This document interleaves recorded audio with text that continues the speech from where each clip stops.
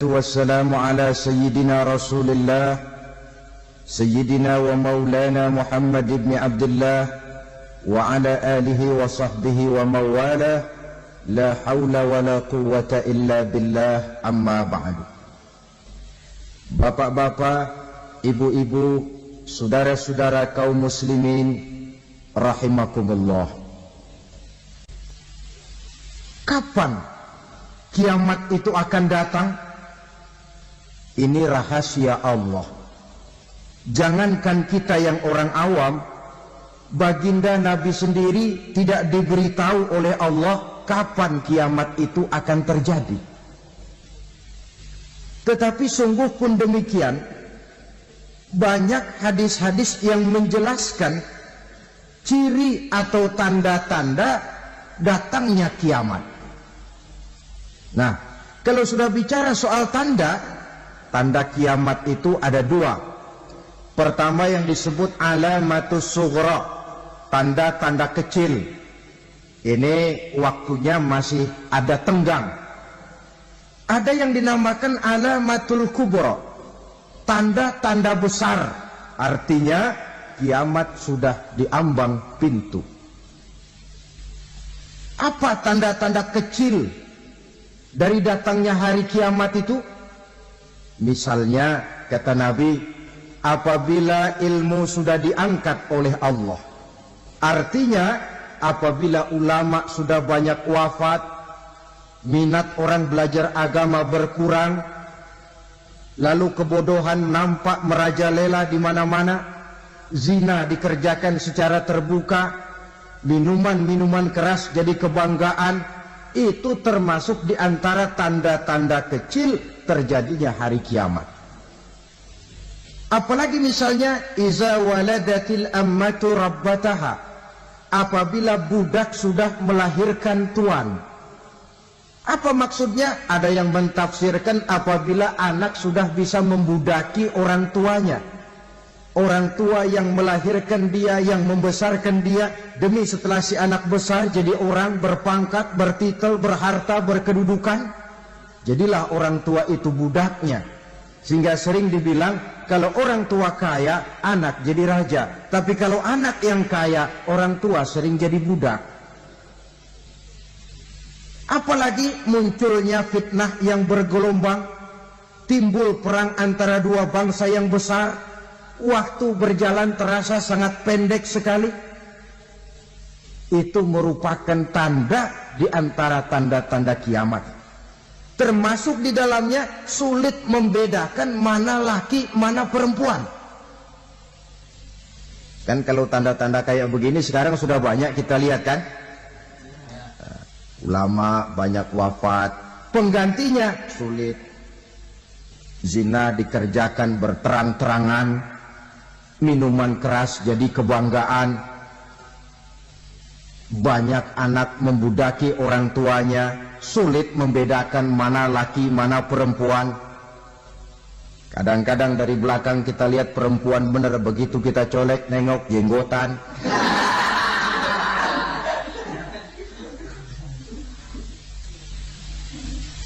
Ini termasuk tanda-tanda kecil, masih ada tenggang sampai akan terjadinya kiamat itu. Nah, yang dimaksud dengan tanda-tanda besar, ini tanda besar artinya kiamat sudah diambang pintu. Pertama, matahari terbit dari sebelah barat. Apabila matahari sudah terbit dari arah sebelah barat, tertutuplah sudah pintu taubat. Bersabda Nabi kita, la taqumus sa'atu hatta tatlu'a syamsu min maghribiha. Tidak akan datang hari kiamat sampai matahari terbit dari arah sebelah barat.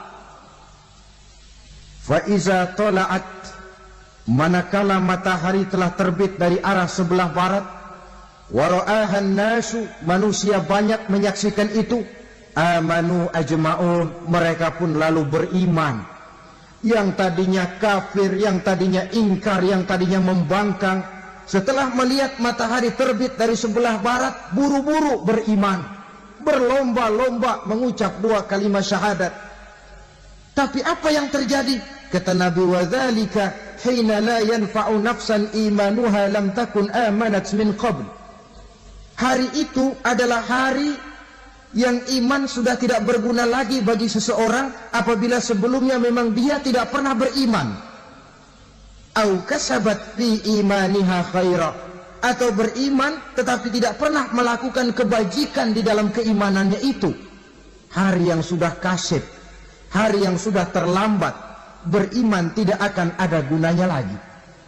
Ini pelajaran buat kita. Sebelum sang surya terbit dari sebelah barat, sebelum nafas sampai di tenggorokan, artinya pintu taubat masih terbuka. Kalau dua hal itu sudah terwujud, nafas sudah sampai di kerongkongan atau matahari sudah terbit dari arah sebelah barat, tertutuplah sudah pintu taubat. Tak ada lagi gunanya pangkat, jabatan, harta, bahkan beriman pun dalam suasana macam itu. Too late, kata orang Kulon. Sudah terlambat. Matahari terbit dari arah sebelah barat.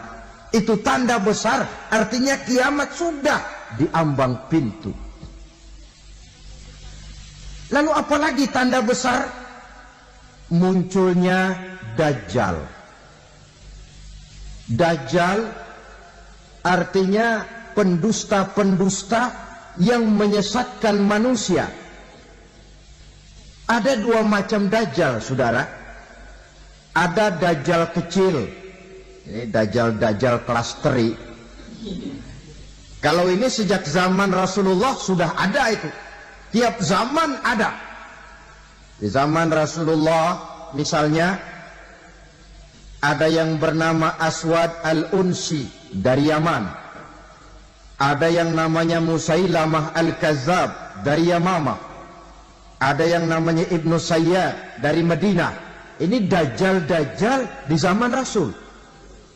Musailamatul Kazzab memproklamirkan diri jadi nabi dia. Di zaman Rasul masih hidup. Ini Dajjal zaman Nabi. Di zaman sahabat muncul Dajjal-Dajjal. Di zaman kita sekarang ini Dajjal-Dajjal pun gentayangan. Dajjal-Dajjal kelas teri.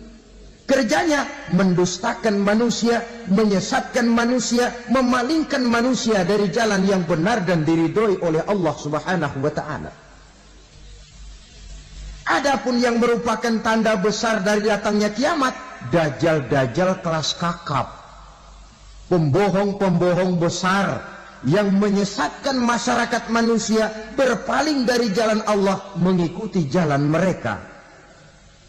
Apa sih ciri Dajjal itu? Kata Nabi dalam hadis Bukhari Muslim, inna Dajjal, sesungguhnya yang namanya Dajjal itu yakhruju, satu saat akan muncul mendekati hari kiamat.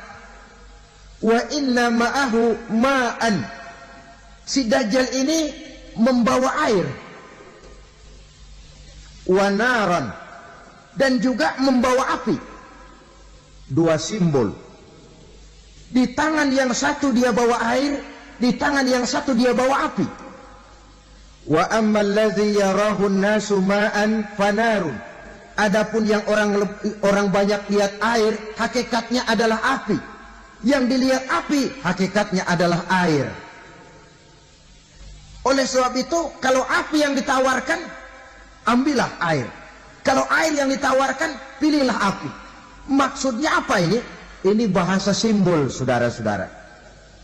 Dajjal bicaranya seolah-olah untuk kepentingan manusia. Menawarkan surga. Surga yang dia tawarkan hakikatnya neraka. Hai manusia, kalau kau mau bahagia, jangan dekat-dekat dengan agama. Solat itu tidak efektif dan efisien, tidak produktif dari segi ekonomi itu. Menghadiri majelis taklim cuma buang-buang waktu. Tahajud, tasbih, tahlil, baca Quran, apa itu? Pekerjaan mubazir saja. Hidup ini cuma sekali. Masa yang cuma sekali, manfaatkan dengan sebaik-baiknya. Mumpung. Dibawanya sifat mumpung tetapi dalam pengertian yang sangat negatif. bicaranya seolah-olah untuk kepentingan manusia, tetapi sebenarnya menjerumuskan manusia. Menawarkan air, tapi sebenarnya api. Menawarkan api, tapi hakikatnya air. Buat apa kamu sholat? Buat apa kamu bayar zakat? Buat apa kamu puasa? Surga yang dicanangkan Dajjal, hakikatnya neraka. Neraka yang digambarkan Dajjal, pada dasarnya adalah surga. Jadi memutarbalikkan fakta itu kerjaan Dajjal. Yang hak jadi batil, yang batil dibilang hak, yang benar jadi salah, yang salah malah jadi benar. Tuntunan disuruh jadi tontonan, tontonan malah menjadi tuntunan. Itu pekerjaan Dajjal profesinya. Zamannya Nabi Adam, Dajjalnya kan iblis. Betul? Betul. Apa sih dan kerayuan iblis itu? Allah setelah menciptakan Nabi Adam kan bilang, Adam, kau dan istrimu Hawa tinggal di surga ini. Seluruh fasilitas yang ada di surga persilahkan kau nikmati. Satu yang tidak boleh, jangan coba-coba dekati pohon khuldi. Dekat saja jangan, apalagi sampai memetiknya. Datang Dajjal yang namanya iblis ini. Adam, kamu tahu nggak kenapa tidak boleh makan buah khuldi? Ya nggak tahu, pokoknya saya dilarang. Bodoh kamu, Dam. Khuldun artinya kekal. Kalau kamu makan itu buah, kau akan kekal di surga buat selamanya. Allah tidak kepengen, maka dilarang kamu makan buah khuldi. Kalau kau ingin kekal di surga, Adam, makan saja. Saya bicara begini ini untuk kepentingan kamu, Adam. Ini kan ciri-ciri Dajjal. Bicaranya sih seolah-olah untuk kepentingan Nabi Adam. Hakikat sebenarnya menjerumuskan Nabi Adam supaya ingkar dan melanggar larangan dari Allah Subhanahu wa ta'ala. Jadi setelah muncul Dajjal, timbul kekacauan-kekacauan di masyarakat. Banyak yang terpengaruh, terpedaya dan terpesona. Termasuk mereka yang memproklamirkan diri jadi nabi. Mereka yang memproklamirkan diri jadi rasul di zaman sesudah Rasulullah wafat, itu adalah Dajjal-Dajjal. Maka saya ingatkan, kalau di zaman kita sekarang ini ada orang ngaku jadi nabi, ada orang ngaku jadi rasul, biar bahasa Arabnya kental, Quran hafal, hadis ribuan hadis hafal, biar pakai serban sampai menyengser ke tanah, bahasa Arabnya fasih, tapi dia mengaku jadi nabi, jadi rasul, kita umat Islam wajib tidak percaya. Wajib untuk tidak percaya. Itulah Dajjal-Dajjal zaman kita sekarang ini. Tidak mustahil mereka datang mempengaruhi orang-orang awam supaya berpaling dari Rasulullah, mengikuti mereka. Nah, di akhir zaman nanti, mendekati hari kiamat, Dajjal ini muncul. Dajjal kelas kakap, menyesatkan masyarakat manusia untuk berpaling dari Islam, mengikuti seruan mereka. Apalagi di antara datangnya kiamat itu, tanda yang besar itu, turunnya Nabiullah Isa Al-Masih, putra Maryam. Menurut berbagai hadis yang sahih, Nabi Isa Al-Masih nanti akan turun lagi. Tidak membawa risalah yang baru, tapi meluruskan risalah Islam ini yang telah banyak ditinggalkan oleh masyarakat. Bahkan ada hadis menjelaskan beliau akan membunuh Nabi, mematahkan kayu-kayu salib, lalu melaksanakan haji dan umrah mengikuti syariat Nabi Muhammad, bukan membawa agama baru. Menjadi semacam mujaddid, reformer, menyelamatkan manusia dari bisikan Dajjal. Bahkan ada riwayat yang menjelaskan bahwa Nabi Isa berhasil mengalahkan Dajjal, mengembalikan masyarakat manusia kembali kepada ajaran Islam yang datang dari Allah, dibawa oleh Rasulullah Sallallahu Alaihi Wasallam. Dengan kata lain, turunnya Nabi Isa bukan sebagai Nabi dan Rasul baru, tetapi mengikuti syariat Nabi kita Muhammad Sallallahu Alaihi Wasallam. Saudara hadirin, ibu-ibu hadirat yang saya hormati, kemudian apalagi Di antara tanda-tanda besar akan datangnya kiamat itu keluarnya asap atau awan. Kata Nabi, inna min asrati sa'ah duhanan yamla'u ma bainal masyriqi wal maghrib. Di antara tanda-tanda kiamat munculnya awan atau asap yang memenuhi antara langit dan bumi. Ini pun diperkuat dalam surah Ad-Dukhan ayat 10. Fartaqib yawma ta'tis sama' bidukhanin mubin fayughshan nas hadza azabun alim. Bagi orang-orang yang beriman mereka biasa-biasa saja, tapi bagi orang kufur datangnya asap dan awan ini merupakan azab yang kelewat pedih. Barangkali sedikit mendekati gambaran tentang azab yang pedih ini, saya ingatkan alam pikiran kita kepada peristiwa yang belum lama terjadi. Pernah dengar berita bocornya reaktor nuklir di Chernobyl, Uni Soviet? Pernah dengar? Bocornya reaktor nuklir di Chernobyl yang mengakibatkan ratusan bahkan sangat mungkin ribuan nyawa. Cuma satu reaktor. Bagaimana kalau seluruh cadangan nuklir yang dimiliki oleh para negara adik kuasa ini diledakkan? Bahkan yang konon menurut catatan, cadangan nuklir yang dimiliki bersama oleh Amerika dan Rusia sekarang ini sudah sanggup memusnahkan 6 miliar manusia. 1,5 kali lebih banyak dari jumlah manusia yang nongkrong di permukaan bumi ini. Saudara-saudara hadirin yang saya hormati, lalu saat mendekati hari kiamat, apalagi tandanya? Setelah Nabi Isa wafat, pada saat turunnya yang kedua kali, lalu Allah meniupkan angin sejuk. Semua orang-orang beriman, orang-orang baik wafat, sehingga penghuni bumi ini cuma tinggal lagi terdiri dari orang-orang kafir. Tidak ada lagi di bumi ini yang bisa mengucapkan Allah. Sehingga dalam hadis qudsi itu ada keterangan, innallaha azza wa jalla yaqulu li Israfil. Allah pernah pesan kepada malaikat Israfil, kata Allah, Israfil, idza sami'ta qailan yaqul Allah Allah fa akhirin nafah 40 sanatan ikraman liqailiha. Hai Israfil, apabila kau dengar di permukaan bumi masih banyak orang yang mengucapkan Allah Allah, maka tunda sangkakala kiamat itu 40 tahun. Untuk apa? Ikraman liqailiha, menghormati orang yang mengucapkan Allah Allah itu. Wah, jadi karena sekarang masih banyak yang mengucapkan Allah, besar hatilah kita, masih jauh kiamat itu.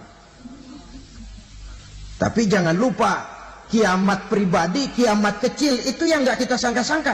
Ajal datang mencabut nyawa, itu kiamat pribadi, dan itu yang pasti kita hadapi, dan itu yang membuat kita tidak boleh bersikap main-main di dalam kehidupan sekarang ini.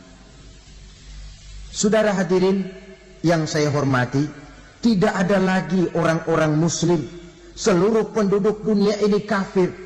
Lalu terciptalah struktur sosial yang berlandaskan prinsip hidup semau gue.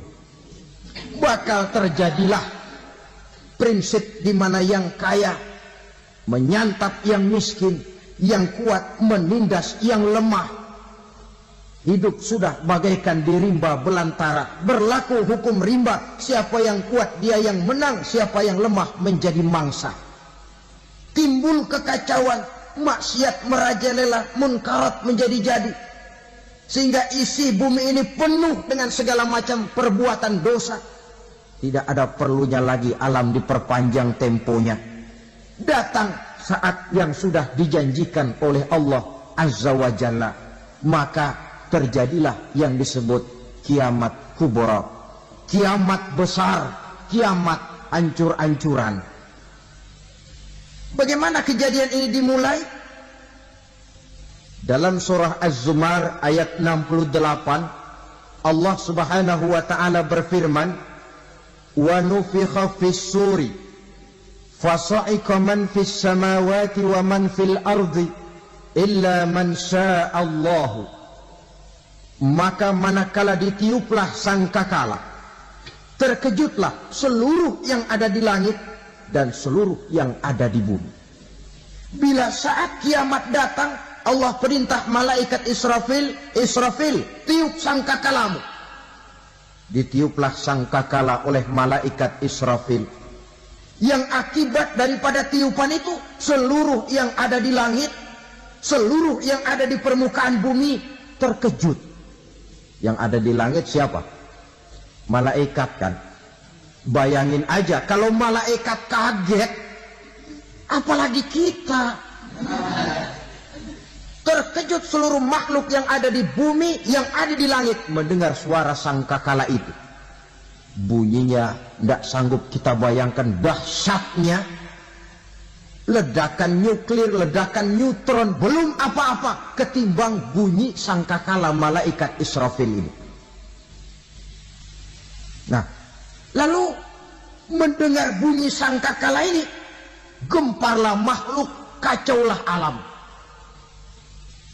Bumi gempa, planet-planet bertabrakan, gunung meletus, air laut tumpah ke darat, angin topan bertiup, halilintar menyambar. Lalu semua yang bernama hidup mati total. Mati bareng tanpa persiapan. La haula wala quwata illa billah. Saya kadang-kadang dalam tafakur bermohon, ya Allah, mudah-mudahan saya nggak nemuin kiamat beneran. Ngeri, nggak bisa kita bayangkan macam apa suasana seperti itu. Allah saja banyak memberikan gambaran, misalnya Al-Qari'ah, wa mal Qari'ah, wa ma adraka mal Qari'ah. Kejadian yang menggemparkan. Tahukah kamu apa kejadian yang menggemparkan itu? Yauma yakunun nasu kal farasil mabsus wa takunul jibalu kal ihnil manfus. Pada saat itu manusia berterbangan bagai kupu-kupu. Gunung berterbangan seperti kapas ditiup angin. Gunung saja macam kapas, konon lagi manusia. Kematian total, mulai semut sampai gajah mati. Jin mati, iblis mati, malaikat mati. Malaikat saja mati. Saudara hadirin yang saya hormati, kematian total yang tanpa persiapan. Orang bilang, Pak, kalau mati bareng begitu yang repot malaikat maut dong ya. Cabut sana, cabut sini. Itu kalau menurut logika kita. Mestinya begitu menurut logika. Tapi logika juga yang bilang nggak perlu serepot itu. Sebab untuk mematikan listrik di wilayah DKI, di wilayah Jakarta, nggak perlu tiap rumah didatengin matiin ya lama. Cukup dari kantor pusatnya saja PLN, tekan satu tombol, gelaplah seluruh Jakarta. Saudara hadirin yang saya hormati, kematian total. Lalu setelah kematian total, planet-planet juga mati, dalam arti tidak bergerak dan beredar. Angin mati, dalam arti tidak bertiup. Air mati, dalam arti tidak ada riak gelombang. Pokoknya semua mati. Kullu nafsin za'iqatul maut, semua yang bernafas mati. Dalam ayat lain, kullu man 'alaiha fan, semua yang ada di permukaan bumi fana. Yang kekal cuma Allah Subhanahu wa ta'ala. Yang paling belakang mati malaikat maut dan malaikat Israfil. Tapi mati juga sesuai dengan janji Allah. Menurut hadis Bukhari Muslim dari Abi Hurairah, masa tenggang waktu antara kematian total pada tiupan sangkakala pertama dengan proses kebangkitan pada tiupan sangkakala kedua 40 lamanya. Tidak dijelaskan oleh Abi Hurairah 40 jam, apa 40 hari, apa 40 tahun. Hadis-hadis cuma menyebutkan 40 saja. Sunyi alam, yang tinggal cuma Allah saja lagi. Ketika itu Allah berseru-seru, katanya, limanil mulkul yauma, siapa para penguasa hari ini? Mana itu raja-raja dan penguasa yang dulu mengaku jadi Tuhan? Fir'aun, mana Fir'aun sekarang? Yang dulu jadi raja, merasa berhasil, sombong, lalu tidak mau turun-turun dari kekuasaannya, sampai kepada puncak kekurang ajarannya mengangkat diri jadi Tuhan. Mana itu Fir'aun? Namrus, mana sekarang Namrus? La ilaha illa ana, ternyata tidak ada Tuhan lain selain daripada aku, kata Allah. Proses kemudian, saudara-saudara, turunlah hujan dari langit. 40 lamanya hujan itu. Tidak jelas juga 40 jam atau 40 hari. Setelah air turun membasahi, datanglah tiupan sangkakala yang kedua. Semua yang bernama mati bangkit dari kuburnya masing-masing. Ini yang disebut Yaumul Ba'si, hari kebangkitan. Allahu Akbar. Pada saat kita bangkit dari kubur kita masing-masing, kumpul di padang mahsyar namanya. Bayangin aja, saya sendiri nggak sanggup bayangin. Manusia sejak zaman Adam sampai zaman kiamat kumpul bareng di tempat sama. Berapa banyaknya itu?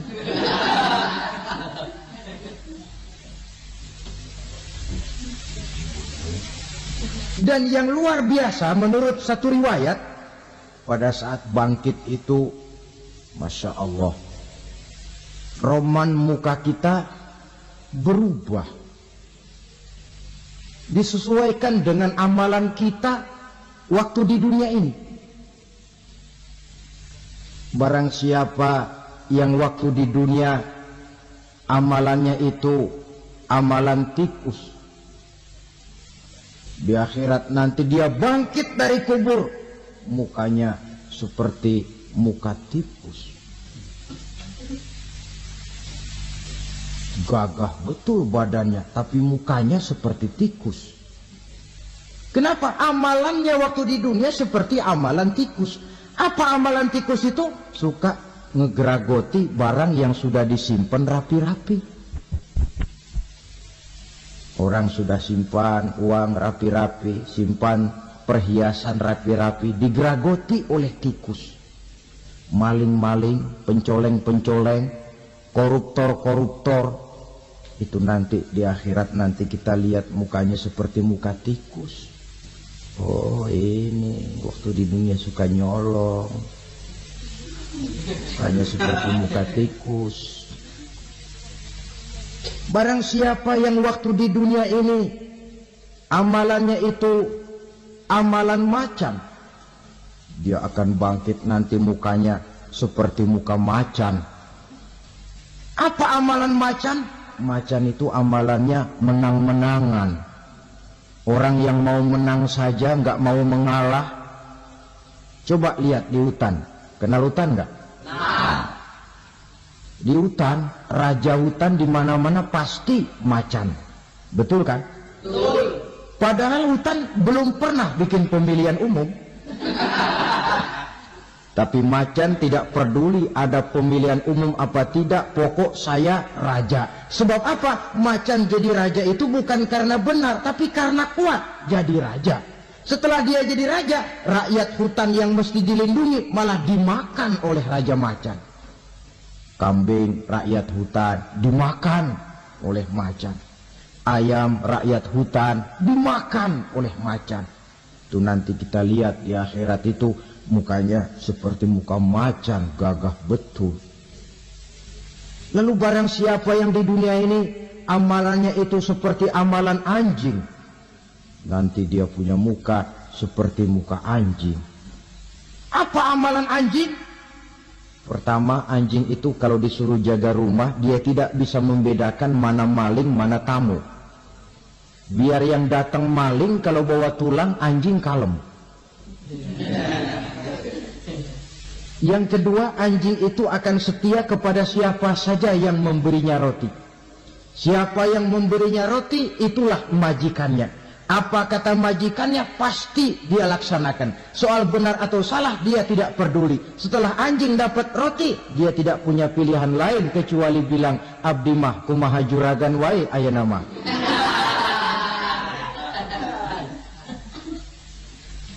Saudara hadirin yang saya hormati, berkumpul di padang mahsyar, tiap orang sibuk dengan persoalannya masing-masing. Matahari waktu itu didekatkan oleh Allah, panas luar biasa. Ada yang saking panasnya itu mencucurkan peluh keringat sampai sebatas mata kakinya. Ada yang keringatnya sampai sedengkulnya, ada yang keringatnya sampai sepusatnya, ada yang keringatnya mengalir sampai sebahunya, ada yang kelelap oleh keringatnya sendiri, sementara orang di sampingnya nggak apa-apa. Bergantung lagi amalan dia waktu di dunia ini. Saudara-saudara, sebagian orang dalam kepanikan padang mahsyar berombong-rombong datang mereka menghadap Nabi Adam. Ya Adam, anta abal bashar. Hai Adam, Tuhan adalah bapak moyang manusia. Kami sebentar lagi akan disidang, dimintakan pertanggungan jawab. Tolonglah kami, hai Adam. Kata Nabi Adam, jangankan nolongin sampean, saya sendiri tanggung jawab di hadapan Allah ketika dulu tidak boleh makan khuldi, saya serobot. Sudahlah, urus diri masing-masing saja, nafsi-nafsi. Begitu kata Nabi Nuh, begitu kata Nabi Ibrahim. Tiap orang bertanggung jawab sendiri-sendiri. Ketika itulah saudara-saudara, nikmatnya menjadi umat Nabi besar Muhammad sallallahu alaihi wasallam. Sebab apa? Walaupun menurut abjad kita ini umat paling belakang, kan paling belakang kita ini toh, karena Nabi Muhammad adalah Nabi akhir, tapi akan dihisab lebih dulu, lewat di atas sirat lebih dulu, masuk surga lebih dahulu ketimbang umat-umat belakangan. Ketika Rasul mendekati ajal, beliau tanyakan itu kepada malaikat Jibril. Malaikat Jibril berkata, Muhammad jangan khawatir, Allah sudah berjanji, inni haramtul jannata ala sairil anbiya hatta tadkhulaha anta wa haramtuha ala sairil umami hatta tadkhulaha ummatuka. Surga aku haramkan buat seluruh nabi kecuali kalau engkau Muhammad sudah masuk ke dalamnya, dan surga aku haramkan buat seluruh umat kecuali kalau umatmu Muhammad sudah masuk ke dalamnya. Logikanya, walaupun menurut abjad kita umat paling belakang, bakal dihisab paling dulu, lewat di atas sirat paling dulu, masuk surga paling dulu, kalau mampir ke neraka juga paling dulu. Ya resiko, jangan mau enaknya aja paling dulu. Saudara hadirin yang saya hormati,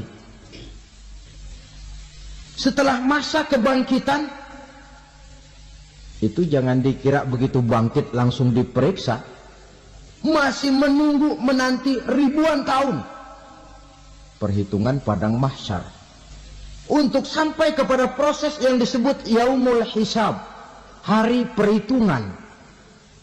Seorang demi seorang bakal dipanggil. Bayangkan saja, kita se-RT saja di absen, kadang-kadang perlu waktu lama. Ini manusia sejak zaman Nabi Adam sampai datang hari kiamat, satu demi satu disidang di hadapan Qadhi Rabbul Jali. Status sosial copot sudah waktu itu. Yang pernah jadi hartawan di situ tidak lagi kelihatan kehartawanannya. Yang pernah jadi jenderal tidak lagi dipanggil jenderalnya. Yang ustadz tidak lagi dipanggil al-mukarramnya.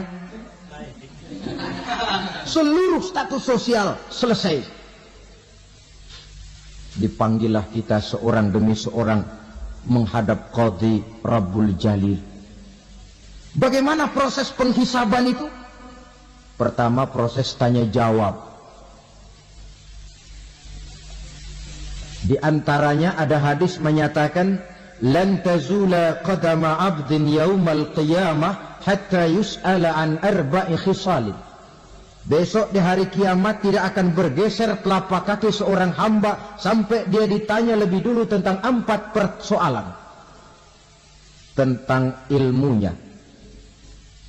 Kemana ilmu itu diamalkan? Tentang umurnya. Di mana umur itu dihabiskan? Tentang masa mudanya. Kemana masa muda itu dipakai? Tentang hartanya. Dari mana harta itu didapat dan kemana harta itu dibelanjakan. Ini termasuk proses tanya jawab. Jadi kalau istilah pengadilan dunia, nama Fulan bin Fulan. Kamu waktu di dunia diberikan umur panjang untuk apa? Pernah mengalami masa muda, kemana kau habiskan masa remajamu? Kau diamanahkan ilmu, dengan apa ilmumu kau amalkan? Kau diberikan harta, dari mana harta kau dapat, kemana kau belanjakan? Tak seorang pun yang bisa mungkir. Sebab apa? Dikala itu yang menjadi saksi bukan orang. Yang menjadi saksi adalah seluruh anggota badan kita. Tangan bicara, kaki jadi saksi terhadap seluruh amalan yang pernah kita kerjakan pada saat kehidupan di alam dunia ini. Selesai proses tanya jawab, lalu diperlihatkan buku catatan kita waktu hidup di dunia ini. Jangan lupa Allah itu menyiapkan 2 superkomputer kepada kita. Sebelah ditempelin sebelah kanan, yang sebelah tempelin di sebelah kiri. Komputer itu namanya Raqib dan Atid. 2 malaikat yang apabila baik kita lakukan, refleks saja akan menulis kebajikan kita. Jahat kita kerjakan akan tertulis. Catatan itu nanti diperlihatkan kepada kita. Waduh, alangkah malunya pada saat diperlihatkan catatan kita, buku rapot kita merah melulu.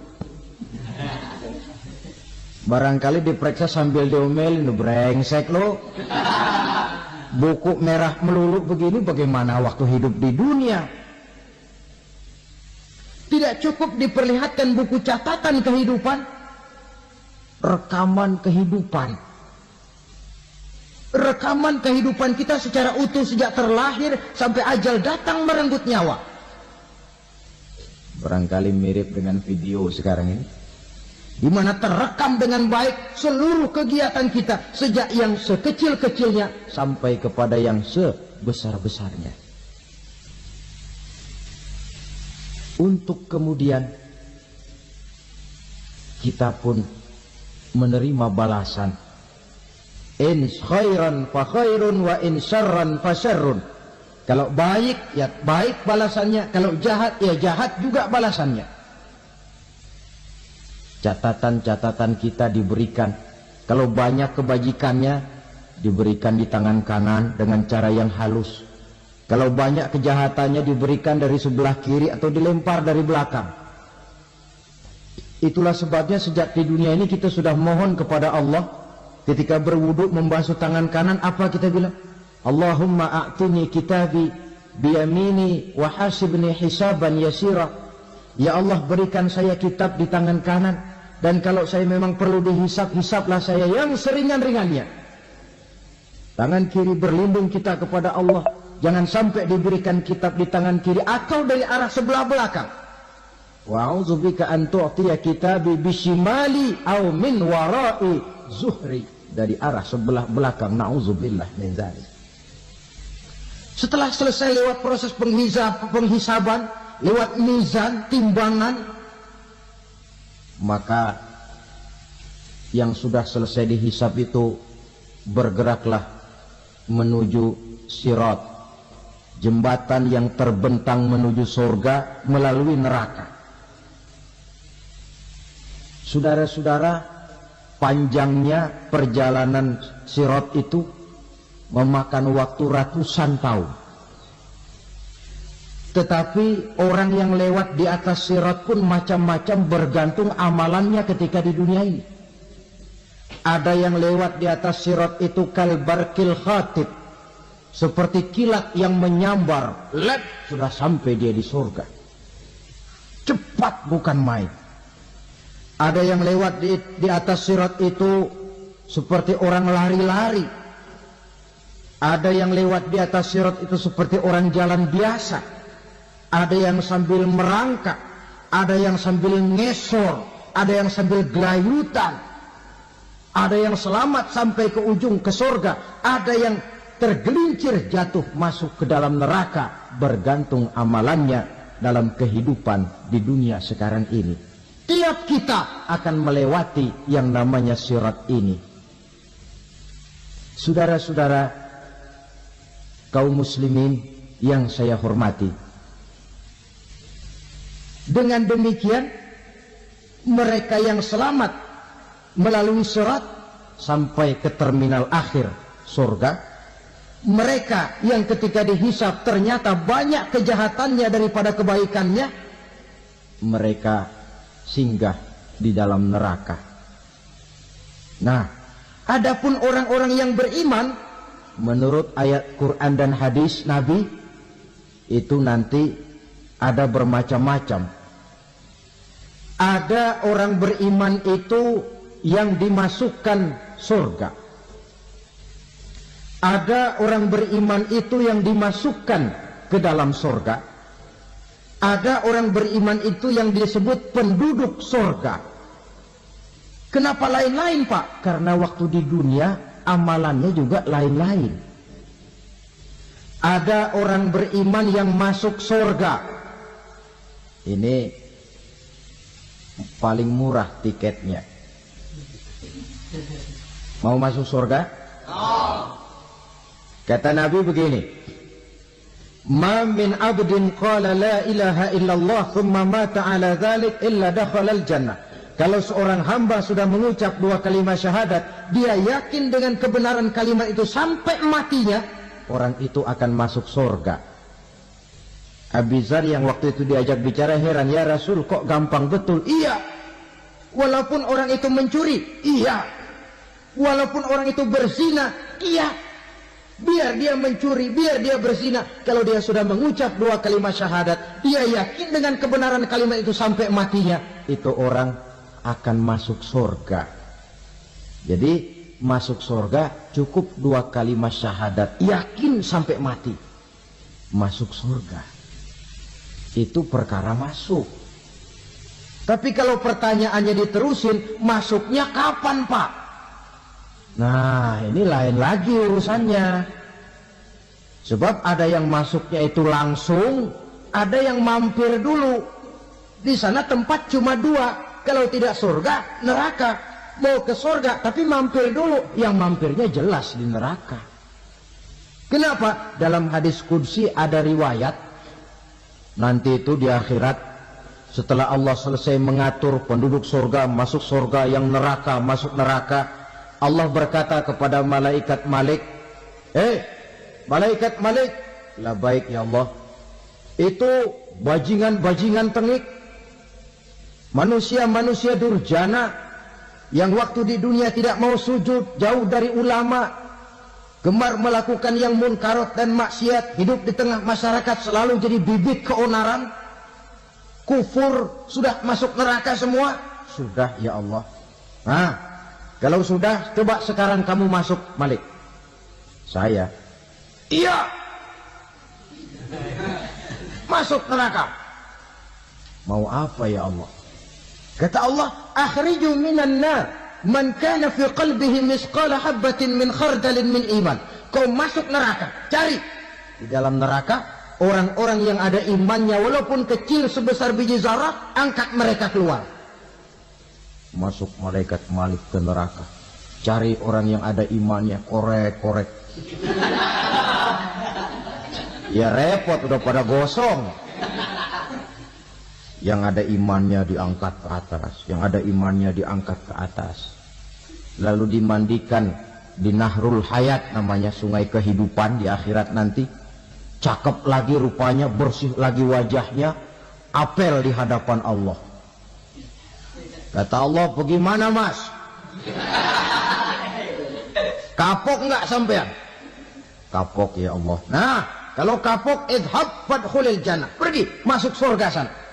Berangkat mereka ke surga, ketemu sama teman-temannya yang udah sampai lebih dulu, yang nggak pakai mampir lagi. Terjadi dialog. Kata teman-temannya yang udah pada nyampe duluan, mas, iya, emang baru sampai? Oh, saya baru sampai. Memang mampir di mana dulu mas? Kita sudah lama sampai di surga. Saudara buka surah Al-Muddatsir ayat 34-35. Ma salakakum fis saqar? Kenapa kamu mampir di neraka Saqar? Qalu lam nakum minal musallin. Mereka menjawab, kami mampir di neraka Saqar mas, gara-gara dulunya kami waktu di dunia tidak pernah sholat. Tidak pernah sholat? Tidak pernah. Karena rumahnya dekat masjid. Cuma dekat doang mas. Sholat mah enggak saya. Enggak pernah ngasih makan fakir miskin. Tidak pernah hadir di majelis taklim. Pendeknya tidak pernah melakukan kebajikan. Maka saya pun mampir di neraka Saqar. Untung betul saya punya iman mas, sedikit. Waktu hidup di dunia dulu saya pernah mengucap 2 kalimat syahadat. Sekali-kalinya waktu mau kawin. Masya Allah. Untung saja kawin. Kalau nggak kawin, polos.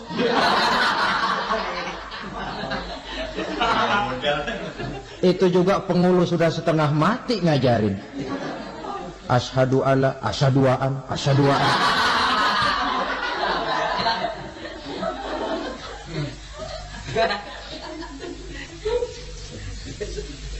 Ini namanya masuk surga. Ada mampir dulu. Ada pula orang mukmin itu yang dimasukkan surga. Namanya dimasukkan kan terima beres. Saya masuk ke rumah, jalan sendiri, cari tempat sendiri. Saya dimasukkan ke dalam rumah, terima beres, pokok ada di dalam, itu dimasukkan namanya. Nggak pakai mampir. Tapi tentu tiketnya lebih mahal ketimbang yang pertama tadi. Apa kata Allah? Innal ladzina amanu wa amilus shalihat la ukaffiranna anhum sayyi'atihim wa la udkhilannahum jannah. Sesungguhnya orang-orang yang beriman kemudian beramal soleh, kami hapuskan segala dosa dan kesalahannya, kami masukkan mereka ke dalam surga. Lihat ayatnya. Allah yang memasukkan, kita yang dimasukkan. Tidak pakai transit, tidak usah mampir. Cuma tidak cukup syahadat, tidak cukup amanu, tapi diiringi dengan wa'amilus salih. Iman, amal. Tidak cukup syahadat, lalu dibuktikan dia sholat, dia zakat, puasa, lalu dia melakukan berbagai macam kebajikan. Ini yang menyebabkan dia tidak pakai mampir di tempat yang bernama Saqar. Lalu ada pula orang mukmin itu yang disebut penduduk surga. Wah, ini sudah VIP ini. Ashabul jannah, penduduk surga. Siapa mereka? Kata Allah, innal ladzina amanu summa istaqamu fala khaufun 'alaihim wa la hum yahzanun ulaika ashabul jannah hum fiha khalidun. Sesungguhnya orang-orang yang beriman lalu istiqamah, tetap dalam melaksanakan perintah Allah, tidak goyah, tidak labil tapi stabil, istiqamah, mereka tidak takut dan tidak bersedih hati. Merekalah penduduk surga. Iman, istiqamah. Tidak punya duit, sembahyang. Banyak duit, sembahyang. Miskin, sembahyang. Kaya, tetap sembahyang. Istiqamah. Kadang orang kalau susah rajin ke masjid, banyak duitnya ngelihat masjid melengos. Itu yang dibilang waktu miskin hamba Allah, setelah kaya jadi hamba harta. Bergeser, tidak ada nilai istiqomahnya.